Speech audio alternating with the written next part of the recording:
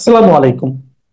প্রিয় দর্শক, আপনাদের সকলকে আমন্ত্রণ জানাচ্ছি অন্য মঞ্চের আলাপচারিতায়। আজকের বাংলাদেশের কি অবস্থা? আমাদের অপরাধটা কি ছিল? আমাকে স্বৈরাচার বলা হয়, স্বেচ্ছাচার বলা হয়, কত কিছু বলা হয়। কিন্তু আমি বলবো একটু তুলনা করে দেখেন তো, সে স্বৈরাচার স্বেচ্ছাচার কে? আওয়ামী লীগের সকলের নামে মিথ্যা মামলা। আমার নামেই তো প্রায় 440টার মতো মামলা, 39টা মামলা। আমি এত হত্যা করেছি। যদিও এই হত্যার মধ্যে আজকেও আবার একটা এসে দেখলাম, সংবাদে দেখলাম যে 150 জনের উপর মানুষ জীবিত হয়ে ফিরে এসেছে। একজন একজন ফিরে এসে মামলা প্রত্যাহার করতে চাচ্ছে যে আমি তো বেঁচে আছি, সেটা তারা আবার হিসেবে নিচ্ছে না। উনি এখন ভয় আছেন যে আবার তাকে সত্যিই মেনে না ফেলে। এই হলো বাংলাদেশের অবস্থা। আজকে দুর্ভাগ্য যে 1971 সালে পাকিস্তান হানাদার বাহিনী এদেশে যে মানে গণহত্যা শুরু করেছিল, মেয়েদের উপর যে অত্যাচার নির্যাতন শুরু করেছিল, গ্রামের পর গ্রাম জ্বালিয়ে পুড়ে ছাড়খাড় করেছিল, তখন 7.5 কোটি মানুষ, 3 কোটি মানুষের ঘরবাড়ি জ্বালিয়ে দিয়েছিল। এর বেশিরভাগই আওয়ামী লীগের নেতাকর্মী, যারা তাদের কোনো কিছুই রাখেনি তারা। আর মেয়েদের ধরে ধরে নিয়ে সেখানে আলবদর, আল শামস, তারপরে রাজাকার বাহিনী, এই বাহিনীর নেতা কারা ছিলেন?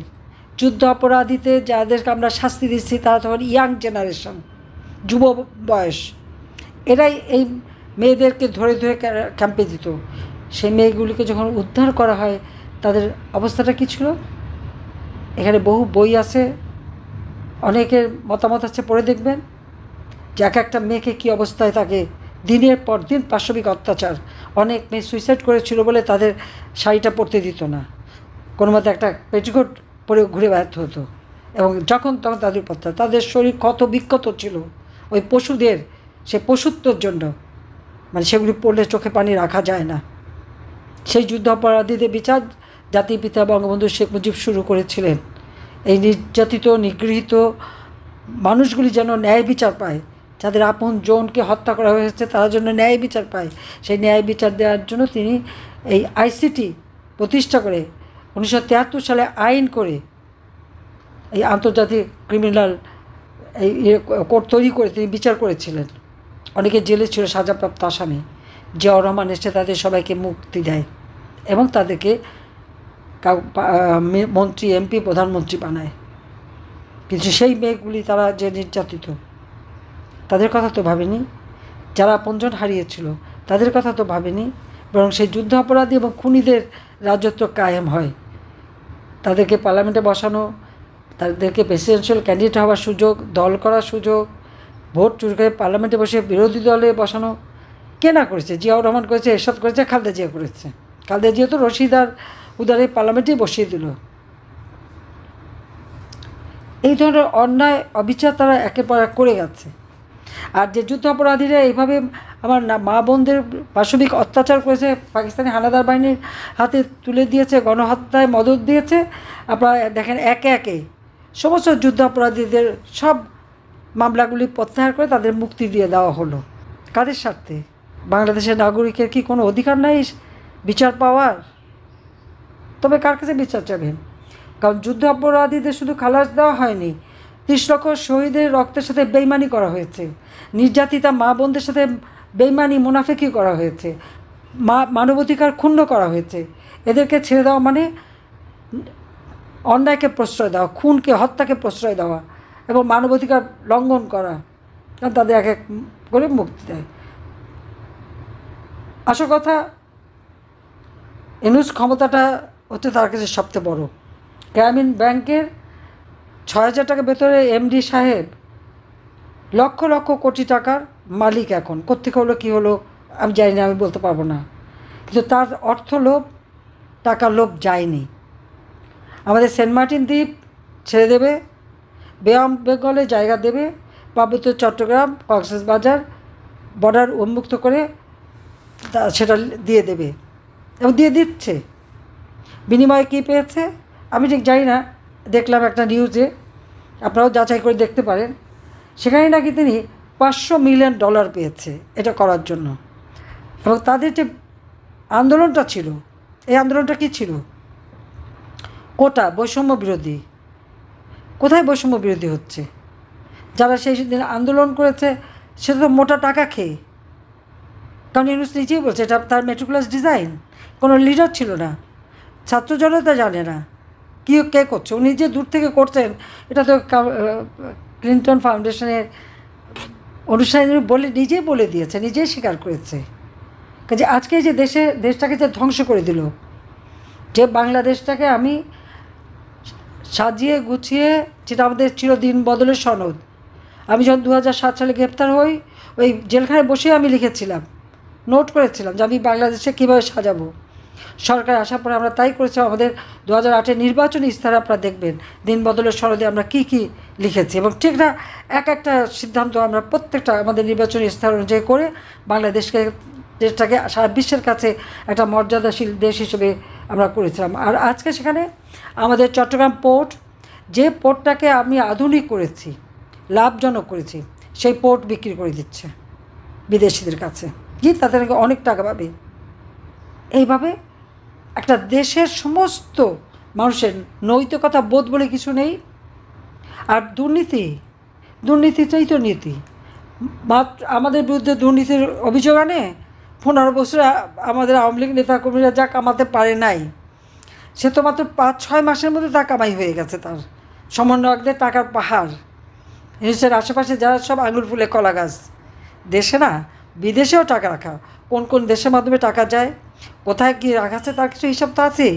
তো এই কাণ্ড ঘটাচ্ছে, দুর্নীতি এখন তাদের নীতি। আর অল্প কিছু না, প্রতিটি ক্ষেত্রে পয়সা দিতে হবে। একটা জামিন নিতে হলেও পয়সা, জেলখানা থেকে বেরোতে গেলেও পয়সা, একটা জিনিস কিনতে কাজ করতে গেলে পয়সা ছাড়া হবে না। এমনকি একটা অফিসার বদলি হবে তারও পয়সা, টাকার পয়সা ছাড়া কিচ্ছু যায় না। 100 কোটি টাকা হয়ে গেছে, এখন 1000 কোটি টাকার স্বপ্ন দেখে ওনার সমন্বয়করা, আর ওদিকে মুখে বড় বড় কথা বলে এইভাবেই একটা দেশকে ধ্বংসের কিনারে নিয়ে আসছে। যে বাংলাদেশটা সারা বিশ্বটা মর্যাদা নিয়ে চলতো, আজকে আর সে মর্যাদা নাই, সে মর্যাদা ধ্বংস। আমাদের স্বাধীনতা সার্বভৌমত্ব আজকে সব থেকে শঙ্কার মুখে। ইউনূস কোনো দিনই পদত্যাগ করবে না। যে একটা এমডির পদ ছাড়তে পারে না, বেআইনিভাবে 10 বছর 11 বছর পর্যন্ত চালালো, সে এখন ক্ষমতাটা দখল করছে, তার কোনো ম্যান্ডেট নাই, সাংবিধানিক কোনো অধিকার নাই, তার পদেও কোনো সংবিধান নাই, সংবিধানের কোনো নির্দিষ্ট পদ নাই। সেই ক্ষমতায় দখল করে, অবৈধভাবে ক্ষমতা দখল করে সে একদিকে 2 হাতে অর্থ বানাচ্ছে, পাচার করছে, শেয়ার মার্কেট 90,000 কোটি টাকা শেয়ার মার্কেট থেকে চুরি করে নিয়ে গেছে, পাচার করে দিচ্ছে। আর অপরদিকে মানুষ হত্যা করা, খুন করা। আওয়ামী লীগের না হলেও আওয়ামী লীগ, পুলিশ, আইনজীবী, শিক্ষক, সাংস্কৃতিক কর্মী, তার নির্যাতনে তো কেউ বাদ যায়নি। একটা সিনেমা করে, কোন চরিত্রে অভিনয় করলো দেখে তাকে গ্রেপ্তার করতে হবে। আমাদের সঙ্গীত শিল্পী, যে সারা বিশ্বে যার নাম কোকিল কণ্ঠী বলে সারা বাংলাদেশের মানুষ যাকে পছন্দ করে, তাকে ধরে নিয়ে এটা কোন ধরনের কথা? তার গালে থাপ্পড় মারে, তাকে ডিম মারে, হ্যাঁ গ্রেপ্তার করেছে। কোর্টে নেওয়ার সময় গায়ে হাত তোলা, জীবনে তো দেখিনি এরকম। এমনকি এই বর্বর পাকিস্তান আমলেও ওটা দেখিনি, আমাদের ইউনূসের আমলে সেটা দেখছি, যেভাবে তাদের উপরে হামলা করে, কোর্টের মধ্যে হামলা করে, তাদের গায়ে হাত তুলে। কেন? আমাদের রাজনৈতিক নেতারা কি ভেসে আসছে নাকি? এবং জেলখানার মধ্যে তাদের উপর অত্যাচার করছে। কাজে এই অবস্থার থেকে দেশকে মুক্ত করতে হবে। সেখানে আমি এটুকু বলবো যে এই ধরনের একটা চরমভাবে দেশ চালাতে যেমন ইউনূস ব্যর্থ, কিন্তু অর্থ সম্পদ বানিয়ে ফেলেছে অনেক। কাজে তার ওই পদত্যাগ সে কোনোদিনই পদত্যাগ করবে না। পদত্যাগ কেন? আপনারা তাকে চেয়ার থেকে ঠেলে সরাতেই পারবেন না। সে তো চেয়ারে সেই গ্লু দিয়ে আটকে গেছে, ওকে তো চাইনা তোলা যাবে না। কাজে এর হাত থেকে দেশ আর জাতিকে মুক্ত করতে হবে। বাঙালি জাতি ভালো অবস্থায় নাই, খুব কষ্ট আছে। এটা শুধু আওয়ামী লীগ না, কৃষক, শ্রমিক, ছাত্র, জনতা, মেহনতি মানুষ সবাই কষ্ট আছে। কাজে তাদের এই অবস্থা থেকে মুক্ত করতে হলে সকলকে এখন মাঠে নামতে হবে, প্রতিবাদ করতে হবে।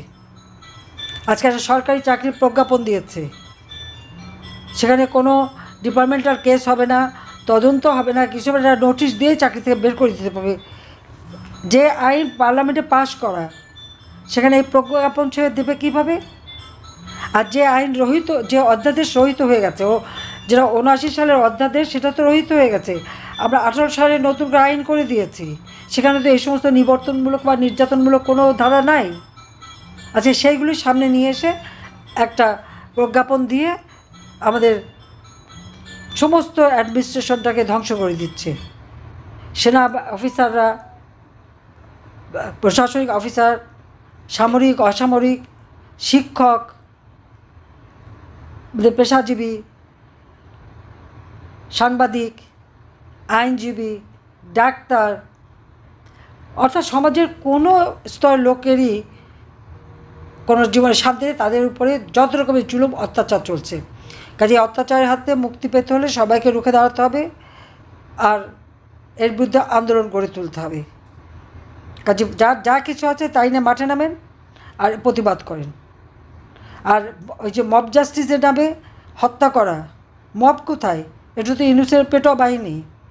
কাজে তাদেরকে মোকাবেলা করা এবং যেটা যেখানে পারবেন আপনার গায়ে হাত তুলে ছেড়ে দেবেন কেন? তার জন্য জনগণকে সাথে নিয়ে মাঠে নামেন। এই দুঃশাসনের হাত থেকে দেশকে রক্ষা করব। আমি আছি আপনাদের সাথে, যেখানে থেকে আমি আছি ইনশাল্লাহ। সবাই ভালো থাকেন, সুস্থ থাকেন। খোদা হাফেজ।